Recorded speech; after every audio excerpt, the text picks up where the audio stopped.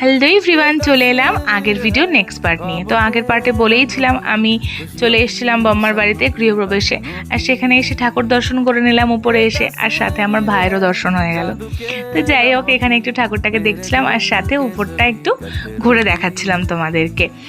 আর তারপরে নিচে গিয়েই দেখলাম আমার মাও চলে এসছে, তাই জন্য মাকেও একটু ভিডিওতে নিয়ে নিলাম। আর এই যে আমার পিসিমণি, আমার সুন্দরী পিসিমণি, আর এদিকে আমার বম্মা, আর পিছনে আছে জন্টি। তো বম্মা তখনও রেডি হয়নি, তাও আমি একটু ভিডিওতে নিয়েই নিলাম। আর তারপরে ঘরের মধ্যে ছিল মাসি, আর ছিল আমার দাদামণিকে আমি বলছিলাম যে তুই কি এইভাবেই থাকবি, এইসবই চলছিল আর কি। তো যাই হোক, তারপরে আমরা সবাই মিলে একটু বসে বসে গল্পগুজব করছিলাম। আর এই যে এখানে আমি আর মা দুজনে মিলে একটু ক্যামেরা দেখছিলাম।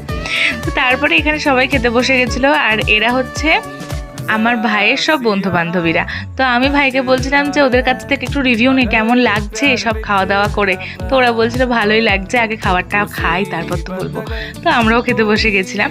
আর মেনুতে খুব সুন্দর ছিল মেনুটা, ভাত, ডাল, আলু ভাজা, ফুলকপির তরকারি, পোলাও, পনির, তারপরে চাটনি, পাঁপড়, মিষ্টি, হজমোলা।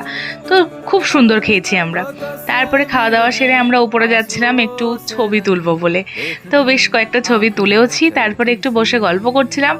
আর এরপরে আমার পড়ানো ছিল, তাই বাড়ি চলে এসেছিলাম। আর তারপরে চলে গেছিলাম আবার সন্ধেবেলায় গিয়ে এখানে তো বসেছিল চাঁদের হাট, সবাই মিলে একসাথে বসেছিলাম, ভীষণ মজা করছিলাম। আর এই যে এখানে তো তোমরা দেখতেই পাচ্ছ, ঠাম্মা তার নাতিদেরকেই আদর করছে, নাতনিকে আদর করছে না, সেটাই একটু আমি ভিডিও নিচ্ছিলাম। আর আমার হিংসাও হচ্ছিলো, সেটাই বলছিলাম। তো বসে বসে ঠাম্মার সাথে গল্প করছিলাম আমরা সবাই মিলে। আর তারপরে আর কি অনেকটা রাত হয়ে গেছিলো, খাওয়া দাওয়া সেরে পিসুমণিরাও বাড়ির পথে রওনা দিল।